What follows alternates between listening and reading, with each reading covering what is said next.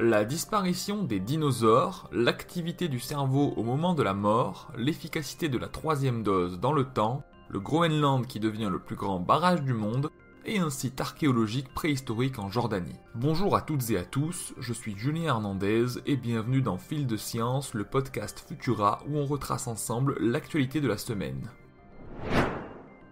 À l'école, vous avez sans doute appris que les dinosaures s'étaient éteints il y a 66 millions d'années à la suite de la chute d'un astéroïde et des conséquences qu'elle a eues sur le climat terrestre. Néanmoins, une question sans réponse laissait les paléontologues perplexes. Pourquoi certaines espèces sont-elles mortes tandis que d'autres ont survécu ? L'hypothèse la plus soutenue était que le moment où l'astéroïde s'est écrasé a certainement joué un rôle prépondérant.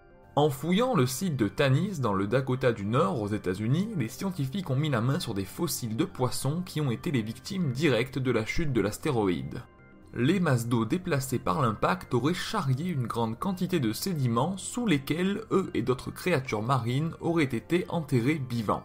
En analysant les os des poissons grâce à plusieurs techniques de pointe comme les rayons X et des enregistrements d'isotopes de carbone, ils ont pu déterminer à quelle saison les poissons étaient morts. En effet, selon la saison, la présence en zooplancton dans l'environnement n'est pas la même, et cela a des répercussions sur la croissance osseuse des poissons. Par conséquent, ils ont aussi pu déterminer à quelle saison avait chuté le corps céleste. C'était au printemps, et cela a une importance pour résoudre en partie la question initiale. Si c'était le printemps dans l'hémisphère nord, c'était l'automne dans l'hémisphère sud, une période rude à l'approche de l'hiver, ce qui peut expliquer pourquoi certains organismes sont morts tandis que d'autres ont survécu. Savons-nous ce qui se passe au moment où nous mourons ? Assurément non. Mais des neuroscientifiques viennent d'observer des corrélats cérébraux chez un patient épileptique victime d'un infarctus. Avant et après l'arrêt du cœur, ils ont identifié la production d'ondes gamma par le cerveau. Ces dernières sont peu spécifiques étant donné qu'on les observe aussi lors de phases de méditation, de récupération de la mémoire, de flashback ou encore de rêve. La production de ces ondes gamma pourrait constituer une explication bien plus cohérente pour les cas d'expérience de mort imminente où les personnes assurent être sorties de leur corps ou avoir vu défiler leur vie devant leurs yeux. Néanmoins, cette étude ne concerne qu'un seul patient qui était en mauvaise santé. Même si des observations similaires ont déjà été réalisées chez les rongeurs, il faudrait mener des études chez des échantillons plus larges pour pouvoir tirer des conclusions robustes. Enfin, rappelons que le mystère qui entoure l'effet que cela fait de mourir est toujours présent et qu'à moins de percer tous les mystères de la conscience, il est peu probable que la science soit en mesure de le résoudre un jour. La protection des vaccins ARN messagers contre la Covid-19 s'atténue avec le temps. Cela ne veut pas dire qu'ils ne protègent plus, mais qu'ils protègent moins. Le Centre de contrôle des maladies américain a mené une large étude dans 14 hôpitaux du pays et a identifié une baisse notable de la protection contre les visites aux urgences et les formes graves de la maladie après 4 mois. La protection passe de 87 à 66% pour les visites et de 91 à 78% contre les formes graves. Pour l'instant, nous ne savons pas encore dans quelle mesure cette dose de rappel est efficace sur la transmission du virus. Si cela est similaire aux doses précédentes, l'efficacité devrait également diminuer au cours du temps. Comme pour la grippe, tant que le SARS-CoV-2 circulera, les doses de rappel régulières seront sans doute nécessaires, au moins pour une partie de la population selon comment évolue le virus. Savez-vous comment un barrage hydroélectrique produit de l'électricité ? Grossièrement, c'est un énorme volume d'eau qui s'écoule avec en fin de parcours une turbine qui permet de faire fonctionner un générateur. Malheureusement, le Groenland est en train de devenir l'un d'entre eux.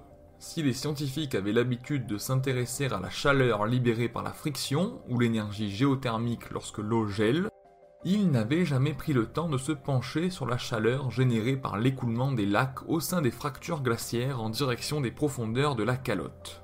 Leur intérêt est venu de la volonté de comprendre pourquoi les lacs du Groenland se vidaient aussi vite. Le taux de fonte mesuré était aussi élevé en surface qu'à la base de la calotte. Pourtant, la base n'est pas exposée à la lumière du soleil. Ces résultats inquiétants ont été confirmés par la prise de la température à la base de la calotte glaciaire pendant 7 ans.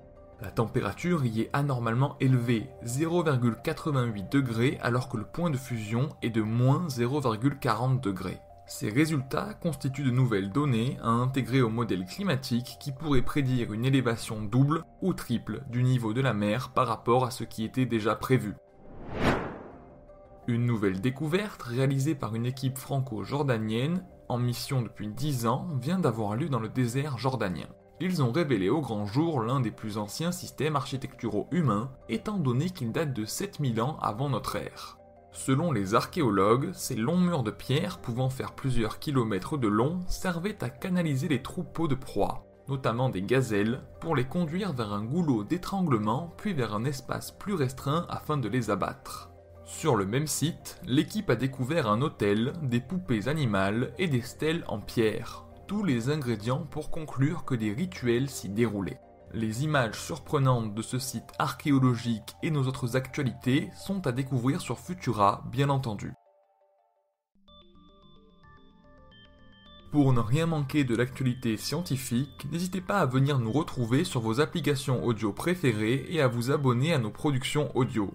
Cette semaine, Fil de Science est à la une des podcasts sur Amazon Music et vous pourrez également y retrouver tous nos autres podcasts, Bêtes de Science, Chasseurs de Science, Futura dans les étoiles et Open Impact. On est aussi sur Deezer, Spotify, Podbean et tous les autres et si vous avez moyen de nous laisser une note ou un commentaire, on sera ravis de savoir ce que vous avez pensé de cet épisode. Pour le reste, on se retrouve vendredi prochain avec toujours plus de nouveautés scientifiques. Et d'ici là, bon week-end à tous.